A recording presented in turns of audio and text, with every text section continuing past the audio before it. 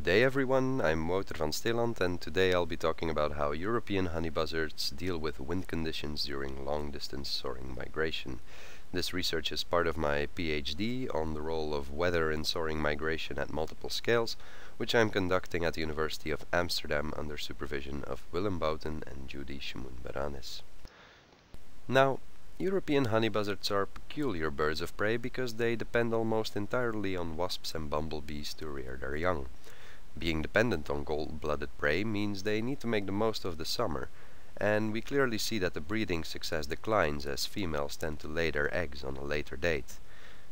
The egg-laying date is determined almost entirely by the arrival timing on the breeding grounds, so it begs the question that as these birds are soaring across continents to make their way back to Europe every spring, to what extent weather conditions can affect their migration speed and arrival timing? Well, I looked into this for a paper that came out in Journal of Avian Biology earlier this year, and it turns out that wind conditions and soaring conditions account for about 40 to 50% of hourly and daily migration speeds in European honey buzzards.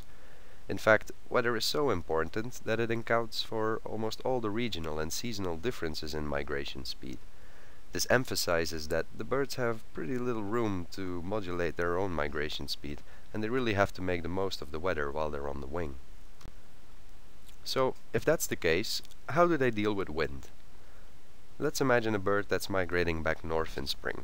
The first point it needs to get to is Gibraltar, to cross the Mediterranean at its narrowest point. It could just follow the shortest possible travel route to get there at any given moment. However, there's usually some wind, and very often the bird will be blown from the shortest travel path by the wind in the direction that the wind is blowing. In that case we say it's fully drifting. But if the birds would do that all the time, they never arrive on their destination, so we see a lot of flexibility in behavior. Sometimes birds are overdrifting, and very often they will be partially compensating or fully compensating to stay on track, or even overcompensating, possibly compensating for drift they accumulated earlier on the route. So, let's look into when and where birds are doing what, and see if we can make sense of their orientation strategies on the scale of long-distance migration. Well, sticking to the example of spring, the birds are flying from the south to the north, which is from the left to the right on this picture.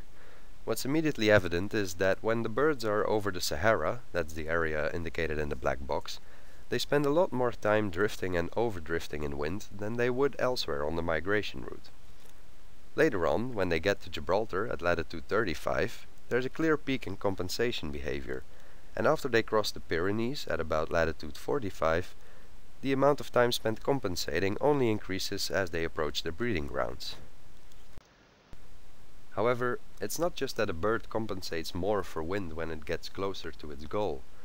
Something more is going on. Take a look at the Sahel.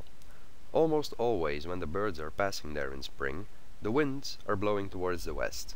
And also the birds, they're flying towards the west. As they enter the Sahara, however, they turn towards the east, and again the winds are turning to the east as well.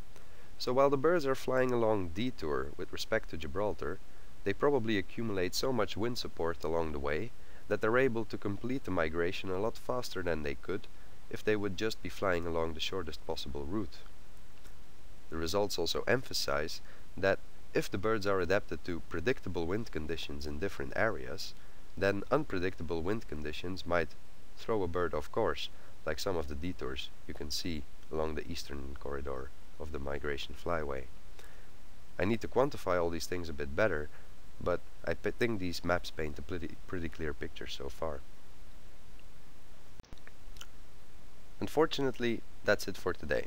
If you want to talk more about my research, come and find me at the poster stands. If you want to know more about the GPS logger, see uvabits.nl or find the honey buzzards on Facebook. It's a Dutch page, but we have English updates as well, and you can find me on Twitter. Thanks for your attention.